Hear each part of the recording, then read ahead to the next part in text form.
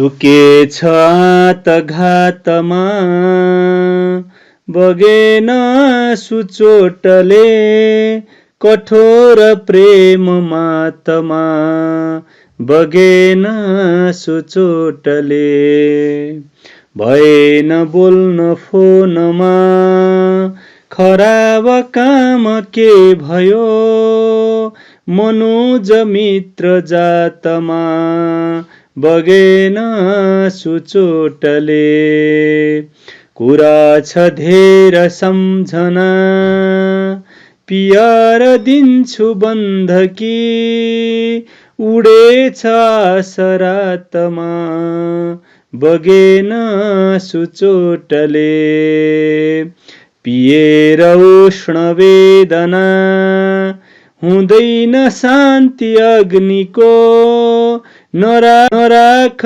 फूल हातमा बगेन सुचोटले नराख फूल हातमा बगेन सुचोटले उडेछ सरातमा बगेन सुचोटले कठोर प्रेम मातमा बगेन सुचोटले।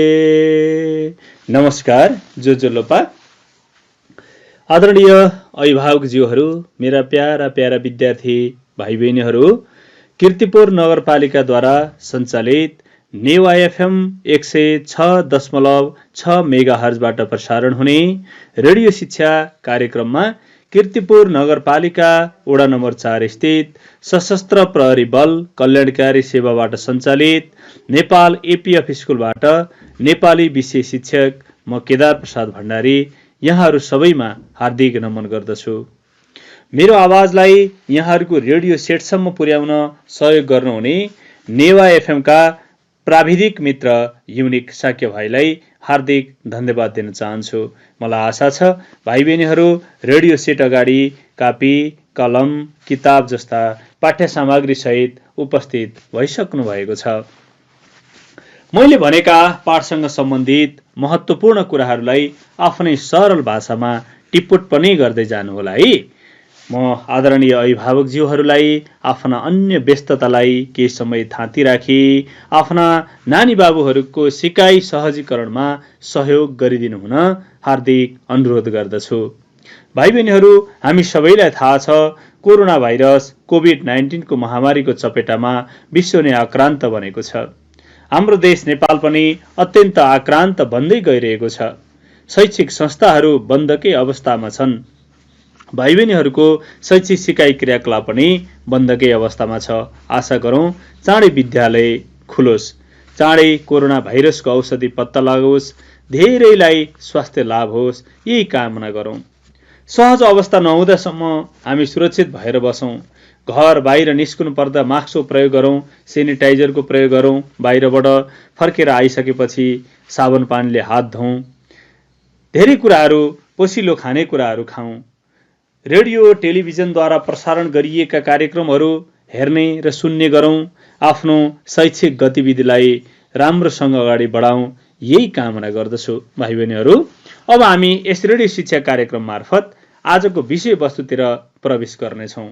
भाइ बहिनीहरू, हामीले आजभन्दा अगाडि अघिल्लो पाठमा अघिल्लो पिरियडमा पढेका थियौँ टीका एकाङ्की। वास्तवमा भीमनिधि तिवारीद्वारा लिखित टीका एकाङ्की एउटा सामाजिक विषयवस्तुमा आधारित तथा सांस्कृतिक पृष्ठभूमिमा संरचित राष्ट्रिय चेतनाको भाव सञ्चार गर्ने एक चर्चित एकाङ्की थियो।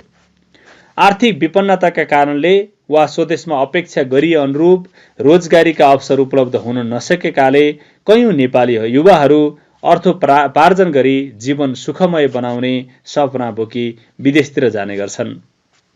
यसबाट मुलुकको युवा शक्ति खेर गइरहेको महसुस एकातिर हुन्छ भने अर्कातिर राष्ट्रको सर्वाङ्गीण विकास र प्रगतिमा बाधा पुगिरहेको हुन्छ।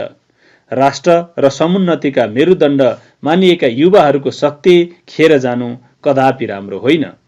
यस एकाङ्कीमा कमान सिंहलाई सम्पूर्ण विदेश जाने नेपाली युवाहरूको प्रतिनिधि पात्रको रूपमा उभ्याएर आमैका माध्यमबाट कमान सिंह जस्ता युवाहरूमा राष्ट्रिय भावना बोध गराउने वा राष्ट्रिय चेतना जगाउने काम गरिएको छ। यसरी यस एकाङ्कीले राष्ट्रप्रति गर्नुपर्ने कर्तव्य बोधको सन्देश दिने काम गरेको छ। कमान सिंह आमाले पैसा कमाउनका निम्ति विदेश जानु ठिक होइन, स्वदेशमै बसेर काम गर्ने र पसिना चुहाउने काम गर्नुपर्छ, आफ्नो देश बने मात्र सबै सुखी हुन्छ भन्ने कुरा सम्झाएपछि कमान सिंह विदेश नजाने निदो गर्छन्। यसरी उनमा स्वदेशप्रतिको कर्तव्य जागृत भएको छ। यसरी स्वदेशप्रतिको कर्तव्य बोधको सन्देश दिने काम टीका एकाङ्कीले गरेको छ भन्ने कुरा हामीले अघिल्लो पाठमा पढेका थियौं। भाइ बहिनीहरू, त्यसको पुनरावृत्ति गर्दै आज हामी अर्को नयाँ पाठ पढ्नेछौँ। आज हामीले पढ्ने पाठ छ माउजङ बाबु साहेबको कोट। माउजङ बाबु साहेबको कोट भन्ने कथाको बारेमा हामी पढ्न गइरहेका छौँ। यो इतिहासको आधारमा रहेर लेखिएको कथा हो। यसका लेखकको बारेमा म अलिकति जानकारी गराउँछु प्यारा प्यारा भाइ बहिनीहरूलाई। भाइ बहिनीहरू ध्यान दिएर सुन्नुहोला, राम्रोसँग मनन गर्नुहोला, यसलाई बुझ्नुहोला है, मैले यो आग्रह गरेँ। माउजङ बाबु साहेबको कोटका लेखक साहित्यकार भवानी भिक्षु। साहित्यकार भवानी भिक्षुको जन्म 1966 साल जेठ 21 गतेका दिन तौली हवामा भएको थियो। यिनको वास्तविक नाम भवानी प्रसाद गुप्ता भए पनि भवानी भिक्षुकै नामबाट यिनी नेपाली साहित्यका क्षेत्रमा चर्चित हुन पुगेका थिए। माता यशोदा देवी र पिता इन्द्र प्रसाद गुप्ताका सुपुत्र भिक्षुले हिन्दी साहित्यमा साहित्य कुलभूषणको परीक्षा उत्तीर्ण गरेका थिए। भाइ बहिनीहरू, अरू कुनै औपचारिक शिक्षा हासिल नगरेका साहित्यकार भिक्षुले कथा, उपन्यास, कविता आदिका क्षेत्रमा ठूलो योगदान पुर्याएका छन्। यिनका गुणकेशरी 2017, मैया साहेब 2017, आवर्तन 2024, अवान्तर 2065 नामक कथा संग्रह, आगत, पाइप नम्बर 2, सुन्तली जस्ता उपन्यासहरू, छाया, परिष्कार आदि कविता संग्रहहरू प्रकाशित भएका छन्। भाइ बहिनीहरू, यस्ता व्यक्तित्व, यस्ता साहित्यिक क्षेत्रमा अत्यन्त योगदान पुर्याउने व्यक्तित्व नेपाली राजकीय प्रज्ञा प्रतिष्ठान, तत्कालीन राजकीय प्रज्ञा प्रतिष्ठान, अहिले प्रज्ञा प्रतिष्ठान मात्रै भनिन्छ, र राजकीय प्रज्ञा प्रतिष्ठानका आजीवन सदस्यका रूपमा रहेर काम गरेका भवानी भिक्षुले नेपाली साहित्यका विविध विधामा विशिष्ट किसिमको योगदान पुर्याए बापत 2032 सालमा मदन पुरस्कारद्वारा सम्मानित गरियो। 2032 सालमा साझा पुरस्कार पनि उनले प्राप्त गर्न सफल भए। त्रिभुवन प्रज्ञा पुरस्कार 2036 जस्ता पुरस्कारहरूबाट यिनलाई सम्मानित र पुरस्कृत गरियो। यसरी राम्रा व्यक्तिहरूलाई पुरस्कृत गरिन्छ भन्ने संकेत पनि छ। तर के गर्ने, नेपाली साहित्यका विशिष्ट व्यक्तित्व भिक्षुको निधन 2038 साल वैशाख 4 गतेका दिन काठमाडौँमा भयो। उनको मृत्युले नेपाली साहित्यको क्षेत्रमा ठूलो क्षति पुगेको छ। भाइ बहिनीहरू, वास्तवमा भवानी भिक्षुको योगदान नेपाली साहित्यको क्षेत्रमा अत्यन्त महत्त्वपूर्ण रहेको छ भन्ने कुराको जानकारी मैले भाइ बहिनीहरूलाई गराएँ।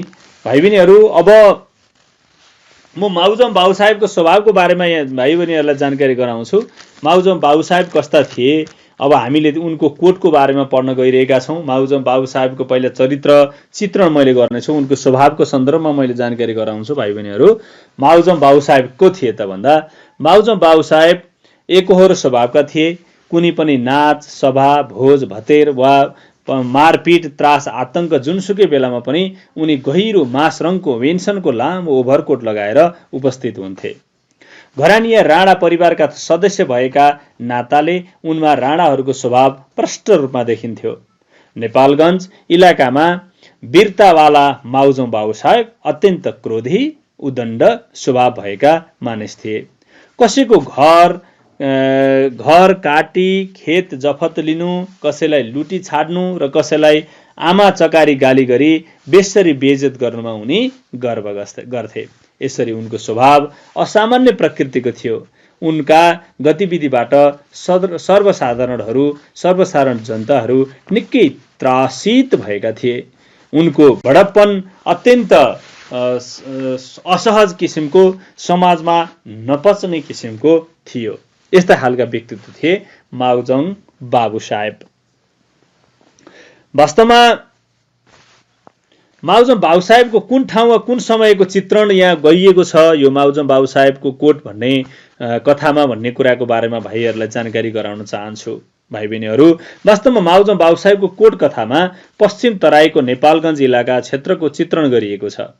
माउजङ बाबु साहेबको उच्चता, ग्रन्थी ठूलो खानदानको हुँ भन्ने मानसिकता उनमा थियो।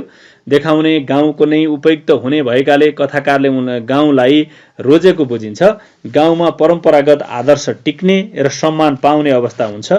माउजङमा रहेको अतीतप्रतिको भ्रमपूर्ण मोहलाई देखाउन गाउँमा नै उपयुक्त हुने हुनाले यस कथामा गाउँलाई नै पृष्ठभूमि बनाइएको छ। भाइ बहिनीहरू, कोट च्यातिएको घटना यस कथाको केन्द्रबिन्दु हो। यो घटना नेपालगञ्ज सहरमा घटेको छ।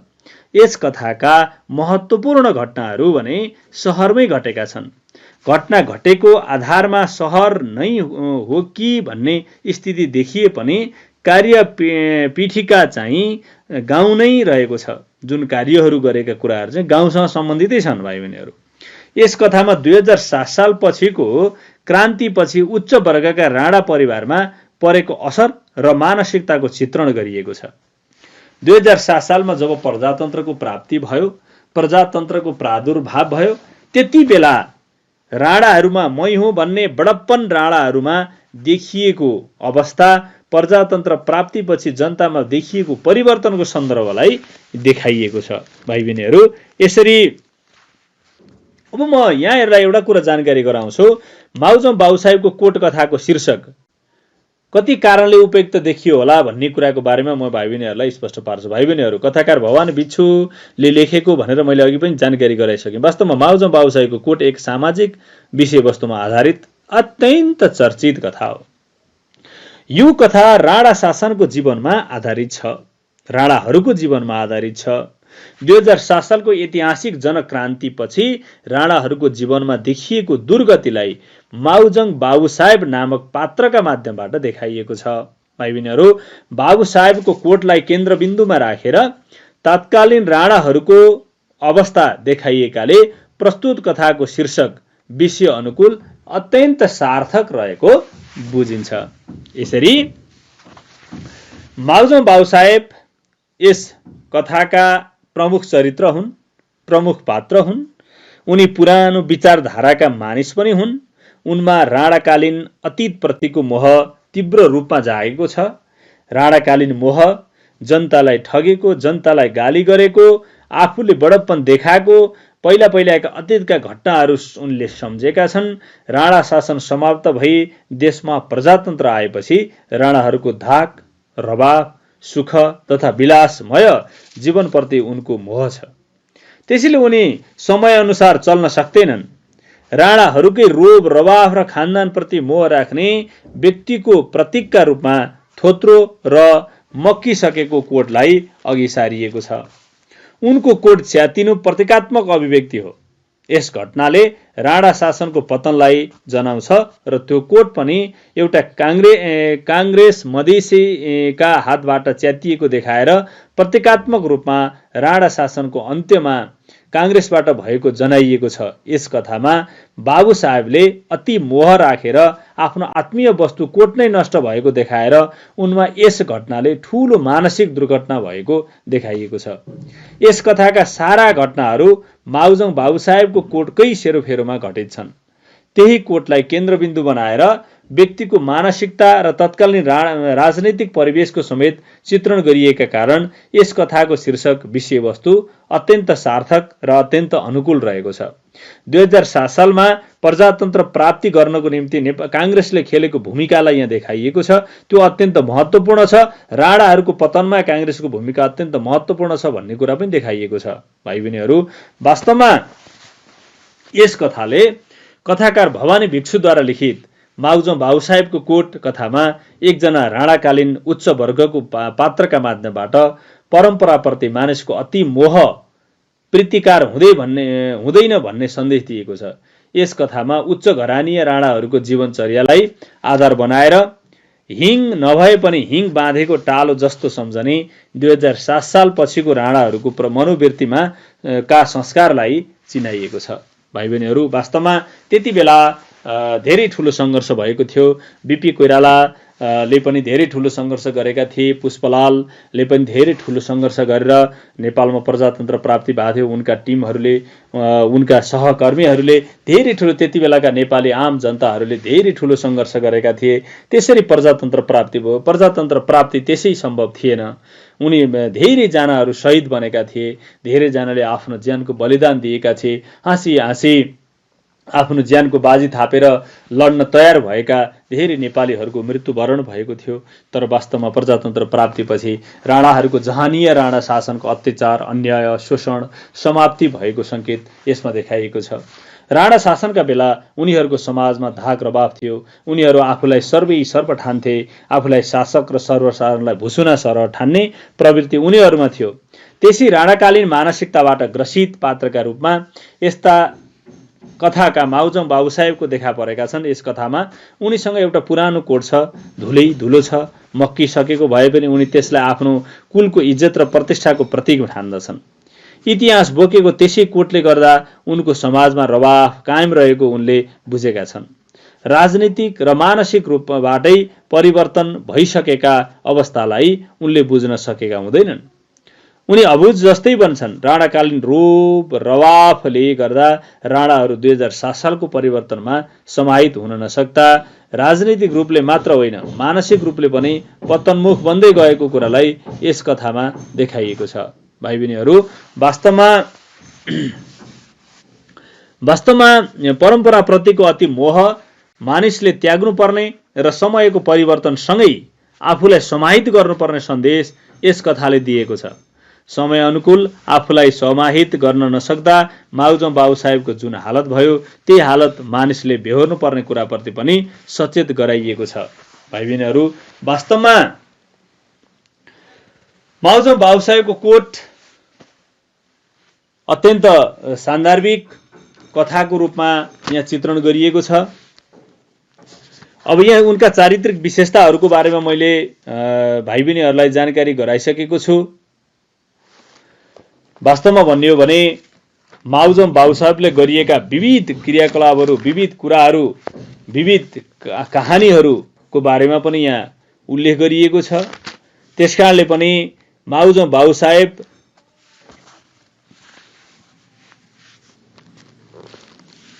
वास्तवमा भन्ने हो भने उच्च घरानिया उनी हुन्छन्। उनीहरू कुनै न कुनै रूपमा मानसिक रोगी हुन्छन्। उनी भाषा शैलीगत विशिष्टता, विश्लेषणात्मक मनोवैज्ञानिकता जस्ता विशेषताका कारण उनका कथा निकै चर्चित रहेका छन्। भवानी भिक्षुका कथा वास्तवमा भिक्षुको माउजम बाबुसाहेबको कोट एउटा ऐतिहासिक विषयवस्तुमा आधारित कथा थियो र यसमा पुरानो र थोत्रिसकेको कोटलाई केन्द्रबिन्दु बनाएर राणा शासन समाप्त भएपछि उच्च घरानियाको मानसिकतालाई अझै सामन्ती शासन हट्न नसकेको कुरालाई देखाइएको छ। सामन्ती संस्कारलाई हटाउनुपर्छ भन्ने जनताको आवाज हुँदाहुँदै उनको दम्भ त्यस्तो देखिन्छ। त्यसै पुरानो र बक्सिसको माउजम बाबुसाहेबको कोट सामन्ती राणा शासनको प्रतीकका रूपमा यहाँ देखाइएको छ। भाइ बहिनीहरू, वास्तवमा यस कथामा आएका माउजम बाबुसाहेब राणाकालीन समयमा वीरतावाल उच्च घरानिया व्यक्तिको हुन्। राणा शासनको अन्त्य र प्रजातन्त्रको आगमनमा का रूपमा बाबुसाहेब जस्ता व्यक्तिको व्यक्तित्वलाई त्यति धेरै परिवर्तन आएको पाइँदैन। प्रजातन्त्रको आगमनपछि पनि राणाकालमा जस्तो धाक रवाफ, सुख तथा विलास जीवनप्रति पूर्ण मोह राख्छन्। उनमा राणाकालीन अतीतप्रतिको मोह तीव्र भइरहेको छ। उनी राणा शासनको समयमा जस्तै उनले कसैको घर काटी खेत जबत दिने, कसैलाई लुटी छाड्ने, आमा चकारी गाली गर्ने यस्ता प्रवृत्तिहरू उनमा छन्। र यसरी वास्तवमा माउजम बाबुसाहेब 2007 साल पछिको परिवर्तनलाई आत्मसात गर्न नसके पनि उनको मान, साख र मर्यादा दिन प्रतिदिन घट्दै गइरहेको कुराको महसुस उनले नगरेको स्थिति देखा परेको छ। भाइ बहिनीहरू, वास्तवमा हिजोसम्म आफ्ना अगाडि नतमस्तक हुने व्यक्तिहरू अकस्मात मालिक्याई प्रदर्शन गर्न थालेकामा बाबुसाहेबलाई ठूलो आघात पुगेको छ, सम्मानमा चोट पुगेको छ। उनी साँच्चै भन्दा मर्माहित भएका छन्। अझ उनका विभिन्न किसिमका अरू मान्छेहरूले सामन्ती संस्कार नभएर सामन्ती संस्कार नभएका मान्छेहरूले उनलाई चाहिँ खिल्ली उडाएको देख्दा उनी भित्रै मुरमुरिएका छन्। यसरी राणा शासनमा महासामन्तका रूपमा देखा पर्ने माउजम बाबु साहेबको व्यक्तित्व प्रजातन्त्रको परिवर्तनपछि सबै कुरा खस्कँदै गएपछि भने उनको व्यक्तित्व पनि खस्किएकै देखिन्छ। उनको व्यक्तित्वमा नजानिदो किसिमले ठूलै परिवर्तन आएको आभास भएको छ। वास्तवमा भाइ बहिनीहरू, माउजम बाबु साहेबको कोट यसरी चाहिँ हामीले बुझ्न सक्छौँ। वास्तवमा यसमा माउजम बाबु साहेब यसरी त्यस कोटलाई हरेक अवसरमा लगाउने पश्चिम क्षेत्रमा रहेका व्यक्ति हुन् माउजम बाबु साहेब। उद्दण्ड र क्रोधी स्वभावका बाबु साहेबलाई सर्वसाधारणलाई हेप्ने, गाली गर्ने, बेइज्जत गर्ने उनको कोट आतंककै प्रतीक बनेको थियो। उनको पुरानो कोटलाई अरूले उपहास गरे भने पनि उनी त्यो कोटको इतिहास र त्यसको पार्ने प्रभावलाई सम्झेर मक्ख पर्थे। उनको त्यो कोट हरेक उत्सव र कार्यक्रममा सबैले ध्यानाकर्षण गराउने वस्तुको रूपमा रहेकाले उनी भित्रभित्रै गदगद हुन्थे, अत्यन्त खुसी हुन्थे। गृहमन्त्रीको दौडाहामा स्वागत प्रबन्ध मिलाउन जानुपर्ने भएकाले उनले त्यही आफ्नो कोटलाई सफा गर्न निधो गरे। कोट धुलाम्य थियो र मक्किसकेको थियो। कोट पोको पारेर नेपालगञ्ज स्थित गुरुदिनको घरमा पुगी स्त्री लगाइदिन आग्रह गरे। उनले स्त्री लगाएर दिएको पुरानो कोट लगाएर बडा हाकिमसँग भेट हुँदा कोट पुरानै भए पनि उनी गर्व गर्छन्।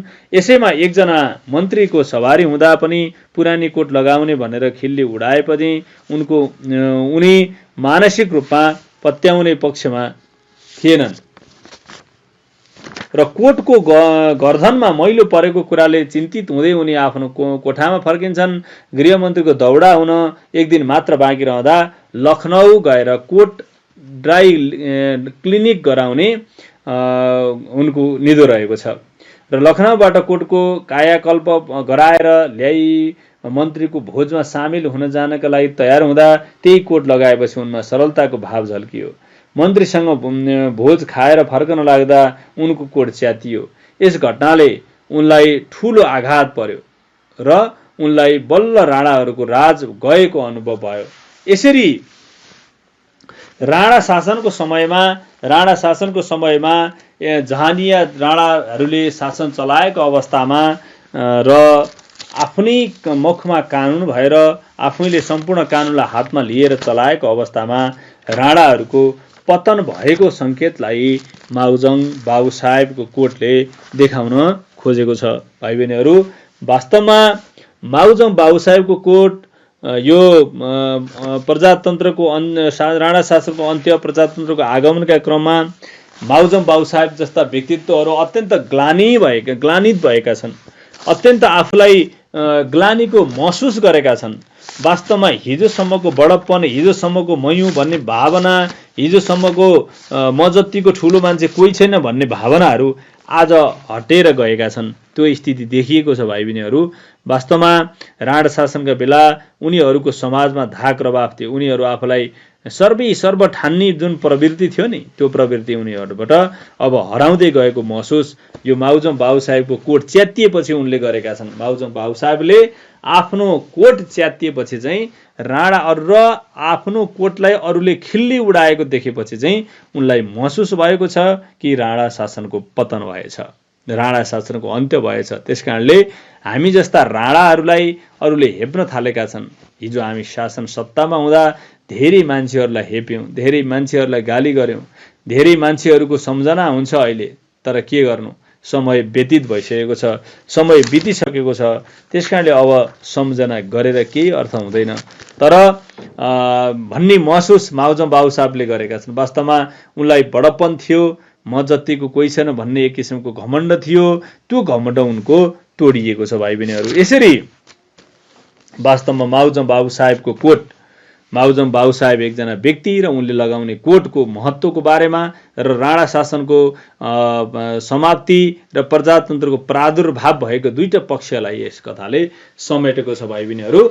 यसरी हामीले माउजम बाबु साहेबको कोट भन्ने कथा पढ्यौँ। भाइ बहिनीहरूले राम्रोसँग पढ्नु होला, सुन्नु होला, टिप्पणी गर्नु होला, लेखेर ल्याउनु होला। माउजम बाबु साहेबको चरित्र चित्रणको बारेमा लेख्नु होला, उनको कोटको महत्त्वको बारेमा लेख्नु होला।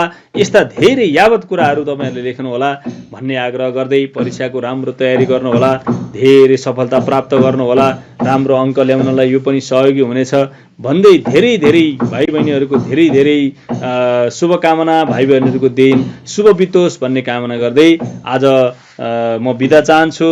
हस्त, धन्यवाद, नमस्कार, जो लोपा, जय होस्, मङ्गल होस्, कल्याण होस्।